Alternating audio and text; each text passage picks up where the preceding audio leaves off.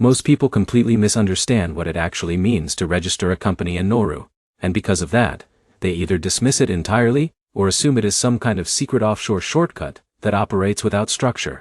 But the surprising truth is this: Nauru, despite being one of the smallest nations in the world, still follows formal legal and administrative processes for company formation. And those processes are more structured than most people expect. And once you understand how it actually works, you realize something important. This is not chaos. It is not secrecy. And it is not a loophole. It is a jurisdiction with its own legal framework, documentation rules, and compliance expectations. Now imagine someone like Sarah, a 35-year-old entrepreneur from San Diego. She runs a digital consulting business and is exploring international expansion strategies to optimize her global operations and diversify her business structure. And during her research, she comes across Nauru. At first, she is confused, because most people do not associate Nauru with business formation. They think of it as a remote island nation in the Pacific, not a corporate jurisdiction. But Sarah keeps digging. And what she finds is a mix of limited but formal references to company registration processes, legal frameworks, and offshore incorporation discussions. And this is where things begin to get complicated. Because what people casually refer to as a Nauru LLC is not actually an LLC in the American sense. Instead, it refers to a limited liability company structure formed under Nauru's corporate regulations, which may be used for international business purposes depending on legal eligibility and compliance requirements.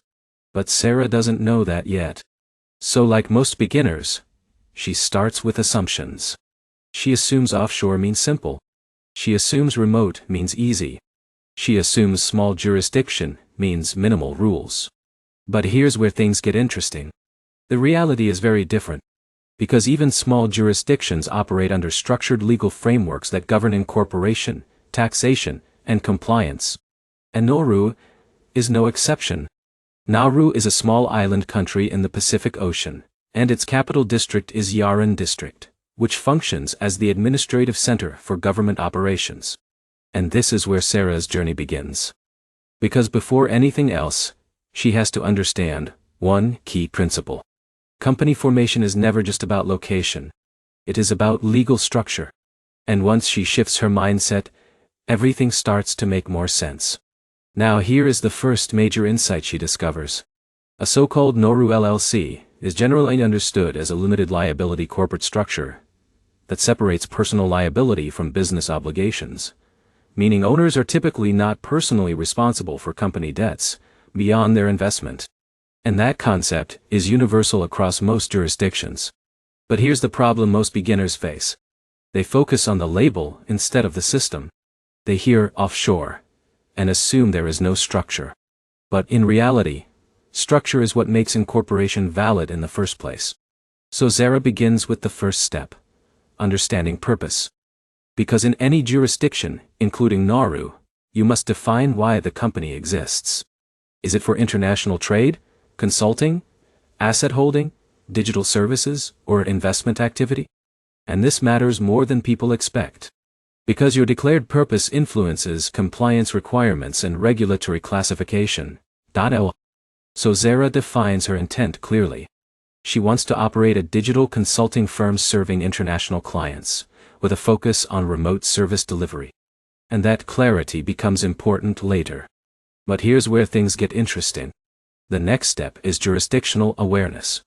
Because not every business activity is treated the same under international regulations. Some activities require licensing.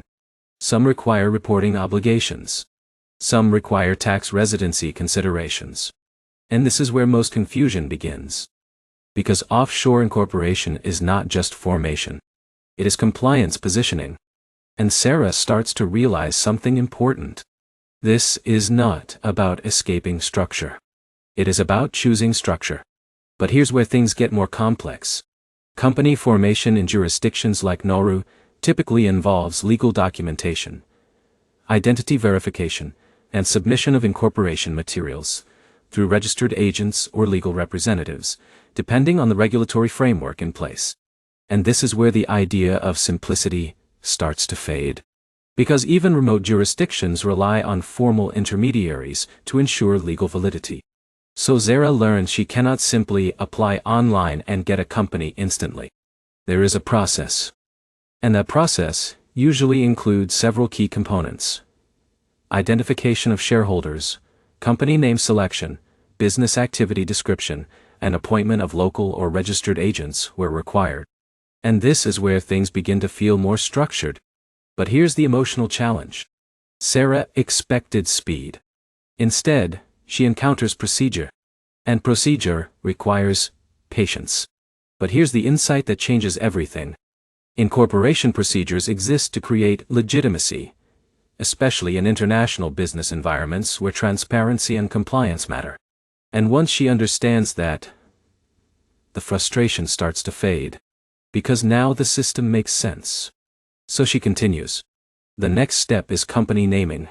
And while this sounds simple, it is actually a legal checkpoint. Because a company name must be unique, non-misleading, and compliant with local regulations. And once approved, it becomes the legal identity of the company. So Zara prepares several name options and submits them for review. And then comes the waiting phase. And this is where uncertainty appears again. Because waiting is where most doubts form. Did she choose correctly? Will it be rejected? Is the process even moving? But here's where things get interesting. Delays in corporate registration are often part of verification systems designed to ensure accuracy and compliance. And that means silence is not rejection. It is processing. So Zara waits. And during this time, she begins to rethink her strategy. Because she realizes something important. She is not just forming a company in a foreign jurisdiction. She is engaging with international legal structure. And that realization shifts her perspective. But here's where things take another turn. Depending on the structure used, incorporation may require additional steps such as documentation verification, identity confirmation, and potentially engagement with authorized representatives or service providers who facilitate legal formation. And this is where many entrepreneurs realize something critical. Offshore formation is not a shortcut. It is a specialized process. So Zara adjusts her expectations. She begins organizing documents carefully. She ensures her identity records are clear, her business purpose is well defined, and her operational structure is compliant with international expectations. And slowly, things move forward. But here's where things get even more important. Incorporation alone does not complete the business structure. Because after formation, companies typically require additional steps such as tax classification, compliance registration, and in many cases, banking arrangements to enable financial operations. And this is where many people underestimate the system. They think the company is done once registered. But in reality, registration is just the foundation. Operation requires infrastructure. So Zara begins exploring banking considerations. And this is where things become more complex. Because financial institutions require verification of company legitimacy, beneficial ownership, and compliance alignment with international financial regulations. And this introduces a critical reality. Global business is heavily regulated at the financial level. But here's where Sarah's understanding deepens again. She realizes that every requirement exists for one reason: trust. Trust between businesses. Trust between jurisdictions. Trust in financial systems. And once she understands that, everything becomes more logical. Now let's zoom out for a moment. Why would someone even consider jurisdictions like Nauru? The answer is not secrecy or shortcuts. It is structuring flexibility within international business planning, depending on legal eligibility, compliance obligations, and strategic goals. And experienced entrepreneurs do not look for loopholes. They look for frameworks. But here's the most important insight of all. Company formation in any jurisdiction, no matter how small or remote, follows a consistent logic. Define DA.